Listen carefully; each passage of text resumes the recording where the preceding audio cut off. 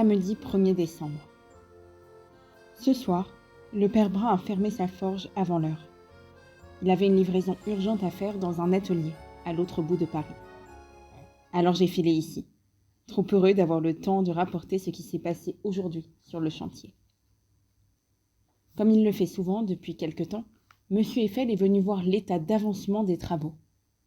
Avec toujours ce même air affable, il est allé au-devant des chefs d'équipe, qui lui ont fait chacun leur compte-rendu en quelques mots. Au moment où, précisément, Antoine Lepeu s'adressait à lui, un homme bien mis, à l'élégance discrète, s'est avancé vers l'ingénieur. Il était suivi d'un groupe qui semblait être de mèche avec lui. J'étais trop éloigné pour entendre ses premières paroles. Mais comme l'attroupement grossissait à vue d'œil, les ouvriers se sont arrêtés de travailler, et je me suis approché. Il s'agissait de personnes habitant des immeubles le long du Champ de Mars. Avez-vous conscience, monsieur Eiffel, que vous mettez notre vie en danger? Votre tour, qui repose sur le sable de la berge du fleuve, s'écroulera un jour ou l'autre, c'est certain.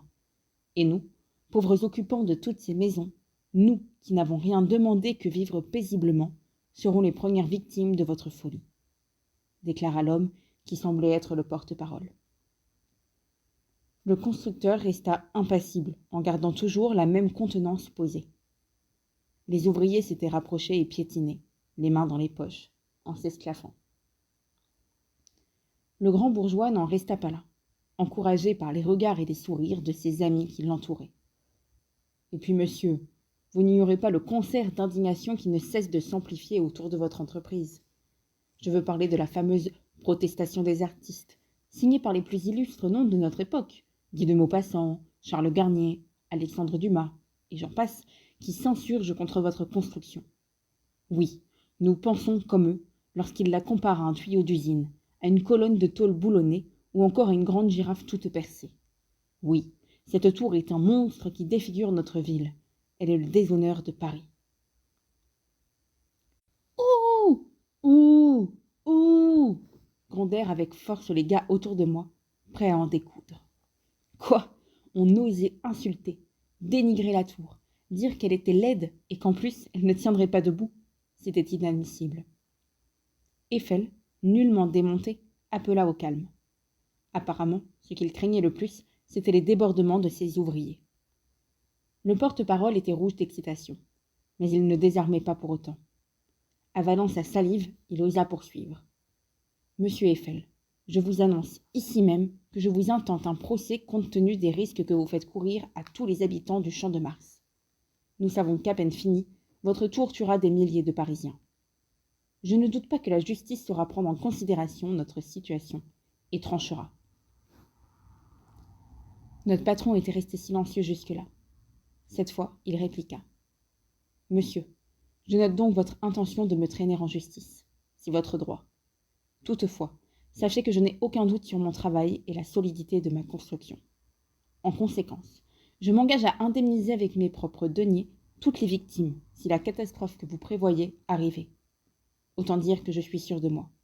Vous pouvez donc repartir tranquille. Aussitôt, une vague d'applaudissements s'éleva. Eiffel avait bien riposté. Que pouvait-il proposer de mieux pour abattre le clapet de tous ces grincheux? En reprenant le travail, toute l'équipe a poursuivi la discussion à propos de la tour. J'ai été sacrément surpris d'entendre Auguste et Émile, avant avoir eu, eux aussi, des doutes sur sa résistance. Et par vent violent, qu'arrivera-t-il? Si les tempêtes terribles se déchaînent, que se passe-t-il, hein? Vous y avez pensé? A demandé Émile. Moi, en tout cas, si je me trouve dessous, je prendrai la poudre d'escampette, et vite, ajouta Auguste. Ne dites pas de bêtises, s'exclama avec agacement Antoine Lepeu, venu se mêler à la conversation. Tout a été calculé au plus juste et dans les moindres détails. Le poids de la tour, la force du vent.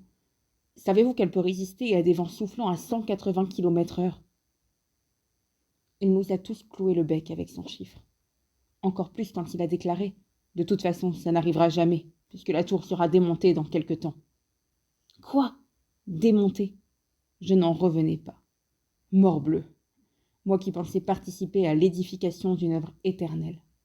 Quelle déception! Dimanche 2 décembre.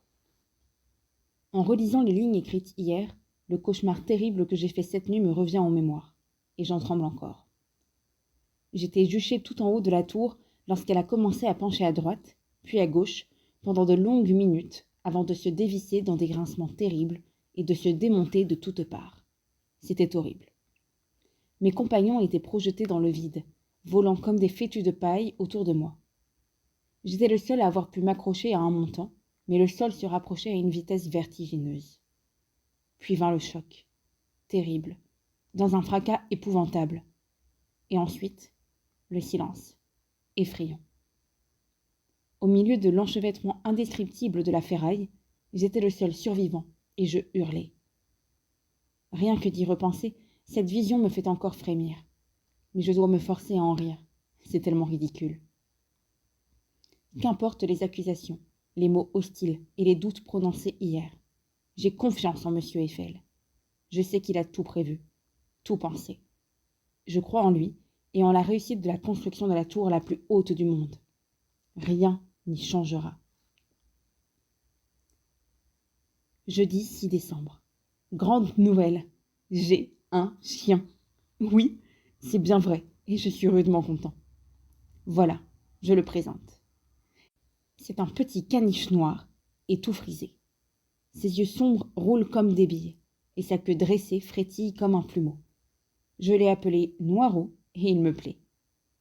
Depuis quelques jours, je l'avais remarqué dans le quartier. Il errait comme beaucoup d'autres chiens, reniflant le sol, évitant de justesse les roues des charrettes ou fouillant le moindre tas d'ordures. Il m'avait fait sourire quand je l'avais vu la truffe collée sur la vitrine de la charcutière, dressée sur ses pattes arrière. Il était si amusant. Et puis, nous sommes devenus amis. Une première fois, j'ai lancé un petit bout de bois qu'il a rapporté aussitôt à mes pieds, en jappant de plaisir. Une deuxième fois, c'était plus loin. Une troisième fois, encore plus loin. Et il ne m'a plus quitté. Il a guetté mes allées et venues et a pris l'habitude de toujours m'attendre au bon endroit et au bon moment. À la croisée du boulevard de Grenelle et de la rue du Commerce le soir, quand je reviens du chantier, devant la forge, sur le coup de 7 heures. J'en parlais tellement à la maison que je me suis décidée à le présenter. Maman a poussé de grands cris en l'apercevant sur le seuil de la blanchisserie. Ça, je m'y attendais. « Je t'interdis de le faire entrer ici !» a-t-elle vociféré, haletante, devant tout le monde, les clientes et Madeleine l'employée. « Tu ne te rends pas compte, grand nigaud, qu'il va salir tout mon linge !» Madeleine acquiesçait. Augustine a couru vers moi pour prendre le chien dans ses bras et le mettre sur ses pattes dans l'arrière-boutique. L'énervement de maman est encore monté d'un cran quand il a sautillé, a fait le tour de la pièce, a tout reniflé. Puis il s'est dressé sur ses pattes arrière comme il sait si bien le faire, a tendu sa patte à Madeleine, puis à maman. Il faisait les présentations. La scène était si comique qu'on a tous éclaté de rire. Ma mère aussi. Quel malin, ce Noirot. Alors, on l'a adopté. Augustine a fait des bonds de joie. Maman a accepté du bout des lèvres, à condition qu'il n'entre jamais dans le magasin dans la journée. Et voilà. Depuis 3 jours, on ne se quitte plus. Samedi 8 décembre. Le père Brun a reçu une grosse commande de clous. 1 millier à forger pour une entreprise de bâtiment travaillant sur le chantier de l'exposition. Pas le moment de lanterner, mon petit Léon. Tu vas t'y mettre. C'est en forgeant qu'on devient forgeron, s'est-il exclamé en lançant un grand rire sonore. Alors, sous son regard, je me suis mis à l'enclume. Je positionne bien les pointes encore rougeoyantes qu'il a préparées. Et bang! Un coup fort et précis de marteau pour écraser l'extrémité. Plus grand ton coup, plus délié. C'est pas encore aujourd'hui que tu vas faire une galette de la colonne Vendôme.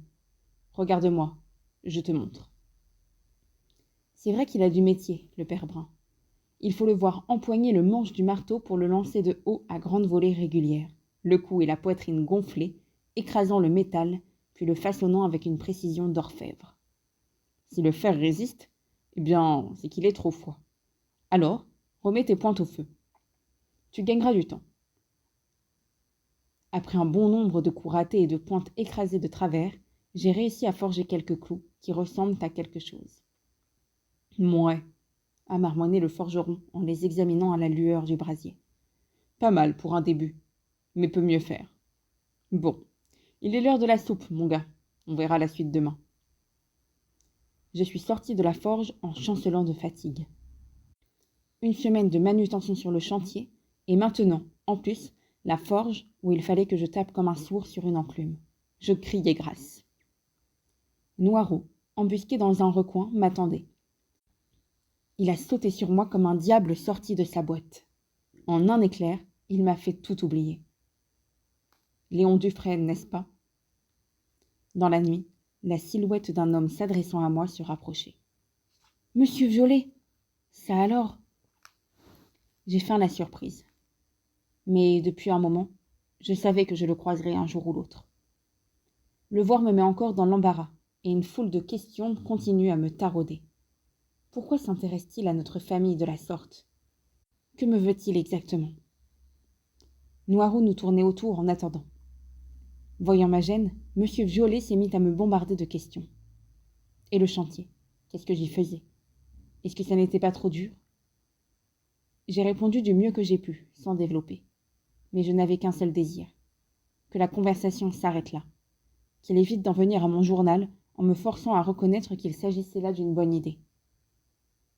C'était bien sûr une question d'orgueil, mais de rancœur aussi. Cet homme, évidemment, n'a commis aucune faute, mais il est associé à la mort de mon père. Il le sera toujours. Vendredi 14 décembre. Il fait de plus en plus froid. Tout le monde s'accorde à dire que l'hiver, déjà installé, va être rude. Ça promet. On a très froid sur le chantier, mais si la température baisse, on va être transformé en glaçons. Pense à ceux de là-haut, eux, ils sont pas à la fête, a répliqué Émile en m'entendant marmonner. Il a raison. Depuis lundi dernier, les ramoneurs sont en train d'installer dans le fût des grues de montage à 200 mètres de haut.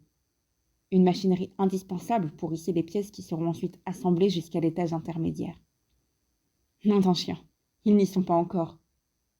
Sachant que cette plateforme sera située à mi-chemin entre le 2e et le 3e étage, c'est dire qu'ils n'ont pas fini de faire leurs acrobaties dans les nuages. Et tout ça à une hauteur de plus en plus vertigineuse. Bigre, il faut en avoir du sang-froid.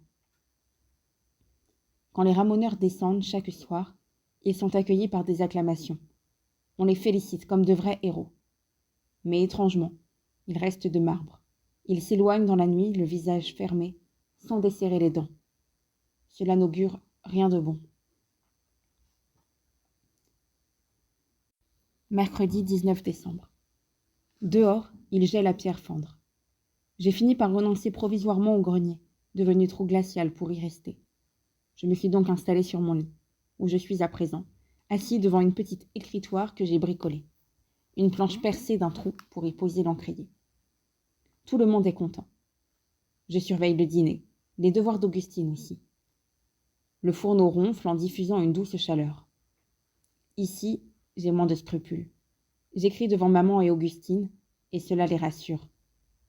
Elles ne pensent plus, comme avant, que je complote derrière leur dos. Et puis, il y a Noiraud aussi, qui va et vient un peu partout entre notre logement et la boutique en bas. Et oui, c'est nouveau.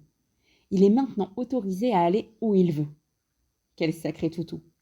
Personne n'est capable de lui résister. Lundi, il nous a fait une drôle de frayeur. Vers 8 heures, quand on s'est aperçu qu'il n'était ni à la boutique, ni avec nous, je me suis mis à le chercher un peu partout. Dans l'immeuble, dehors, dans la rue, la forge, devant les boutiques du quartier, Noiraud était introuvable. Il avait disparu. Quelle malchance. Augustine s'est mise à pleurer. Maman avait les lèvres pincées, montrant malgré elle qu'elle s'y était attachée. Quant à moi, j'affichais un air impassible, tout en sentant la tristesse m'envahir. Où avait pu passer ce chameau de caniche? Lorsque maman a donné le signal de la fermeture du magasin, il était déjà bien tard. La mort dans l'âme, nous l'avons aidé à ranger le linge qui traînait. Puis, brusquement, Noiraud a surgi comme un boulet de canon sous le nez de Madeleine, qui a poussé un cri strident. Il venait de se débarrasser du drap, jeté à terre, sous lequel il s'était caché et probablement endormi. Ma mère, chaque jour, l'installait là pour éviter que le linge repassé ne se salisse. Noiraud y avait été retenu prisonnier. Il a aboyé de plaisir, accepté de bonne grâce nos caresses, et s'est frotté longuement contre nos jambes. Madeleine a repris des couleurs, et maman, je n'en croyais pas mes oreilles, a enfin reconnu que ce chien-là était de bonne compagnie, même dans la boutique. Jeudi 20 décembre. Jusque quelques mots à la va-vite. Maman vient de me supplier de filer chez le bougna faire une provision de coke. Elle est au 100 coups. Il ne reste plus un seul sac dans l'arrière-boutique. Il faut vite que je file, alors je ne vais pas pouvoir être très long. Aujourd'hui, l'étage intermédiaire de la tour a été atteint. Un sacré exploit, vu le froid qu'il a fait ces derniers temps. Monsieur Eiffel, qui suit nuit et jour l'avancée du chantier, est venu vérifier la construction de près en escaladant les marches jusqu'au 2e étage. Tout le monde avait l'air satisfait, même les monteurs. Mais ce soir, en débauchant, certains ont attendu Monsieur Compagnon pour lui parler. Ils demandent, paraît-il, au nom de leurs camarades, une augmentation de salaire pour continuer. Que va-t-il encore se passer demain? Rien de bon, j'en ai bien peur. Vendredi 21 décembre. Journée très tendue aujourd'hui sur le chantier. On était tous sur les dents. Pendant que les ramoneurs se réchauffaient autour d'un feu en affichant leur tête des mauvais jours, nous, on piétinait. Allait-on travailler? Combien d'heures fallait-il attendre la décision des chefs? Est-ce que Eiffel accepterait de rencontrer les mécontents? On a beaucoup discuté. On a surtout râlé. C'est reparti comme en septembre. Grève des monteurs et bras de fer avec la direction. Sauf que, cette fois-ci, la tension est terrible. Tous les ouvriers sont excédés. D'un côté, ils approuvent les ramoneurs qui travaillent dans des conditions extrêmes. Et, de l'autre, ils en ont assez d'être pris entre deux feux. Sans compter que le retard pris devra être rattrapé. Combien d'heures par jour faudra-t-il faire si on doit mettre les bouchées doubles? Au début, j'étais plutôt d'accord avec les grévistes. Mais à bien y réfléchir, je suis finalement assez partagée. Forcément, avec le métier qu'exerçait mon père, je suis capable de les comprendre. Mais il en va aussi de l'achèvement de la tour, de ce fabuleux édifice, le plus haut du monde, qui sera le clou de l'exposition. Quelle gloire en tireront ces ouvriers si elle ne peut être terminée? Aucune. Et puis, quand on s'engage, ce n'est jamais sur un coup de tête, mais après avoir pesé le pour et le contre. On est tenu d'aller jusqu'au bout. Finalement, M. Eiffel n'est pas venu. En fin de journée, il a fait dire par M. Compagnon qu'il ne cédera pas. J'ai même retenu sa phrase. Il ne veut en aucun cas compromettre la bonne marche du chantier par des réclamations sans fin. Et pour conclure, il refuse que ses ouvriers se croient indispensables. Ces mots ont été suivis par un silence de mort. Ils exprimaient l'autorité du patron et sa fermeté. Les grévistes se sont alors regroupés pour discuter entre eux. Au bout d'un long moment, ils ont annoncé qu'ils poursuivaient leur mouvement.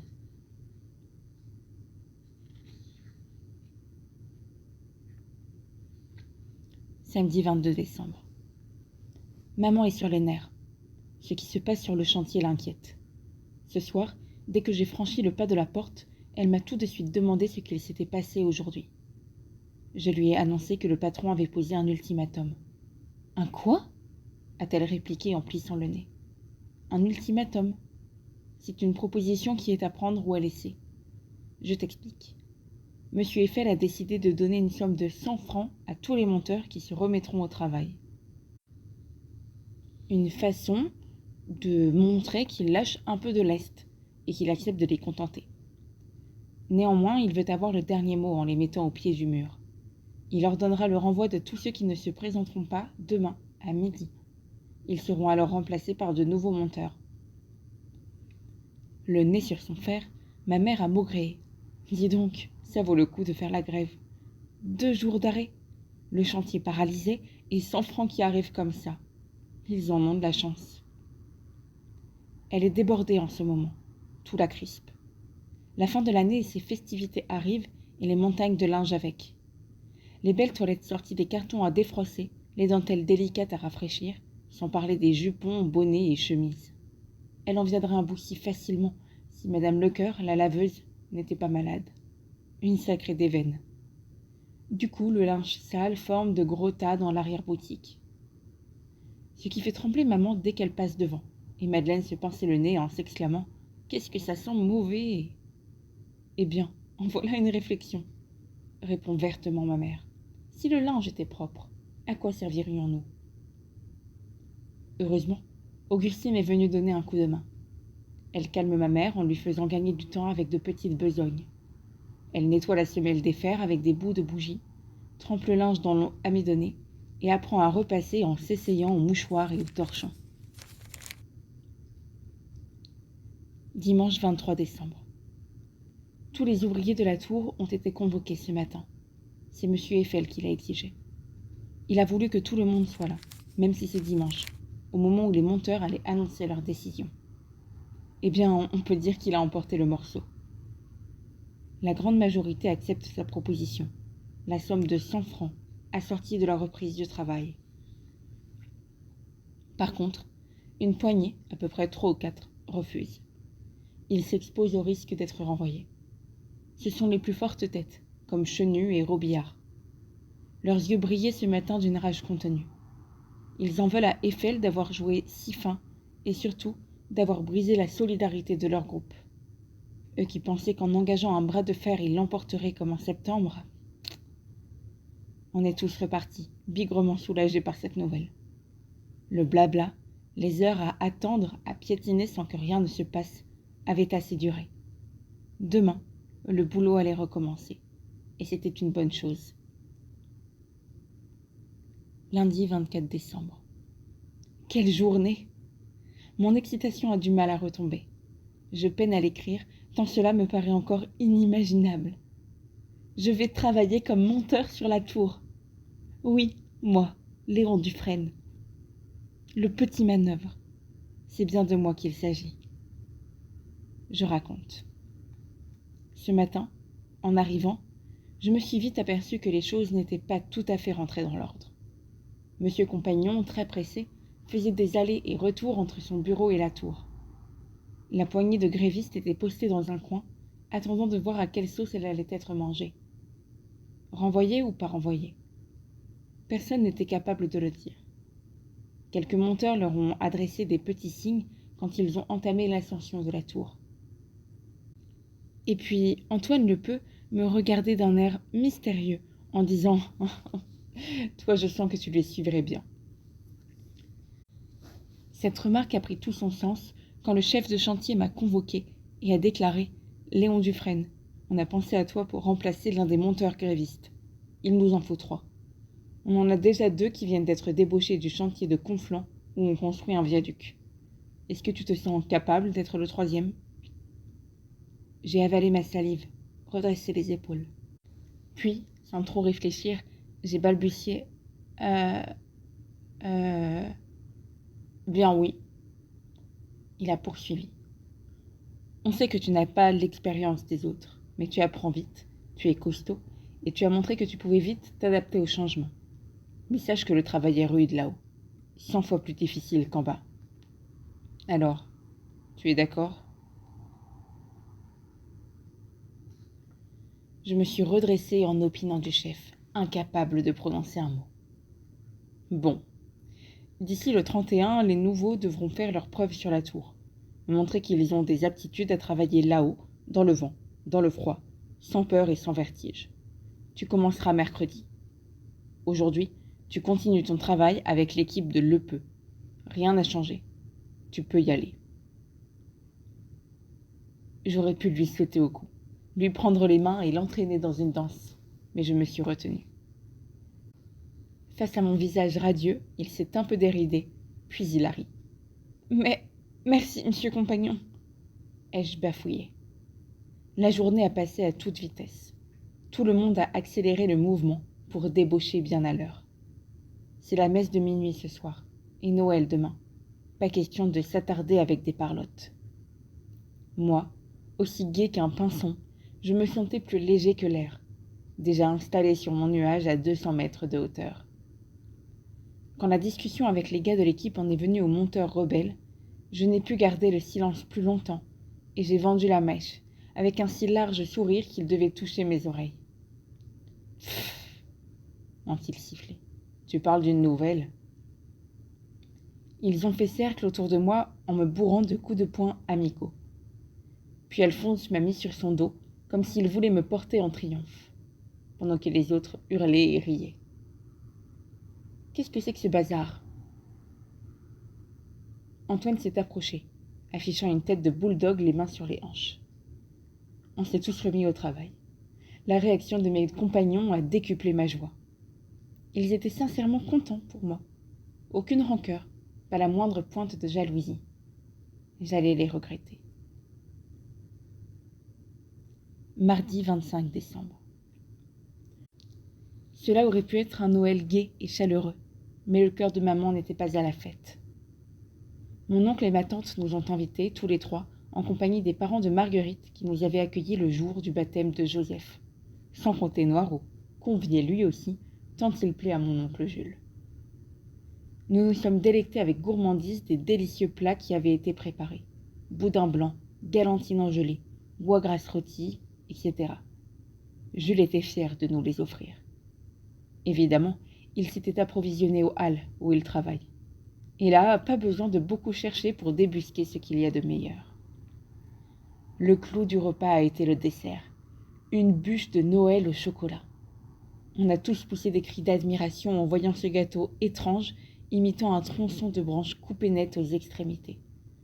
Et quand on l'a goûté, oh là là, qu'est-ce que c'était bon! C'est le pâtissier de la rue Montorgueil qui m'a dit d'essayer, a expliqué tout fier Victor, le père de Marguerite. Pour un essai, c'est un coup de maître, pas vrai ?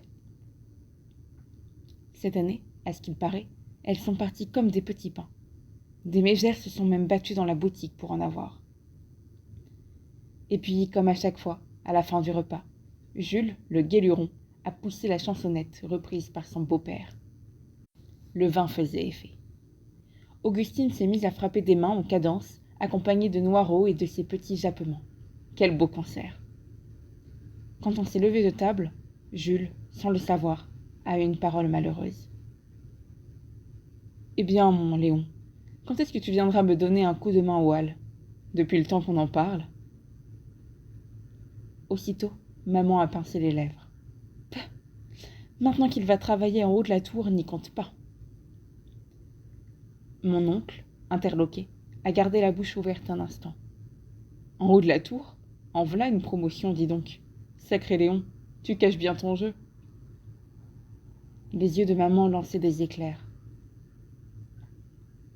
Entre ses dents, elle a murmuré « Pour finir écrasée, oui. » Puis elle s'est écroulée sur une chaise et a commencé à pleurer, couvrant son visage de ses mains. Elle semblait inconsolable. Joseph, dans les bras de sa mère, s'est mis à hurler, relayé par les aboiements de Noiraud. Après les chansons, à présent, c'étaient les pleurs. Tout le monde a compris. Elle tremble pour moi et ne peut s'empêcher de penser à l'accident de papa. De plus, c'est le premier Noël sans lui. Cela fait un grand vide. Dimanche 30 décembre. Hier soir, on m'a remis une veste en peau de mouton, une casquette de fourrure avec des cache-oreilles. Autant dire que l'essai semble donner satisfaction, puisqu'il s'agit de l'équipement du ramoneur. Ça n'a pas été sans mal pourtant. J'ai bien cru que jamais je ne pourrais m'y habituer à grimper sur cette fichue tour. Moi qui m'imaginais l'escalader avec l'agilité d'un chat, les premières heures ont été les pires. Avec des crampes au ventre, les jambes raidies par le froid, la tête à l'envers, j'ai pris sur moi pour faire bonne figure. En réalité, j'étais bien mal partie. Impossible de regarder au loin, j'avais trop peur du vide. Et encore plus difficile de continuer à monter. J'avais beau empoigner ce que je pouvais, les montants, la rambarde, les poutrelles, mes jambes ne répondaient plus. Elles étaient paralysées. Le visage en sueur, les mains tremblantes, j'étais saisie d'épouvante. Devais-je hurler pour appeler au secours ? Fallait-il que je renonce ? Pleurer à chaudes larmes m'a fait du bien. Puis, en respirant à plein poumon, j'ai senti le courage revenir peu à peu. Allez, Léon, ne flanche pas, reprends-toi. Montre-leur de quoi tu es capable, me disait une petite voix intérieure. Alors, à force de serrer les dents, de ravaler mes larmes, j'ai réussi à dominer ma frayeur, ou du moins à la mettre en sommeil. C'est seulement à partir de cet instant que j'ai pu escalader les échafaudages, grimper aux échelles verticales et faire mes premiers pas sur les poutrelles, le tout au-dessus du vide. Personne n'a remarqué mon trouble. Au contraire, on a fait preuve d'indulgence face à mes hésitations et ma gaucherie de débutant. Ne t'inquiète pas, on est passé par là et on s'y est fait, a reconnu un monteur en riant. Ces mots m'ont un peu rassuré. Est-ce que j'allais m'y faire, moi aussi? Lundi 31 décembre.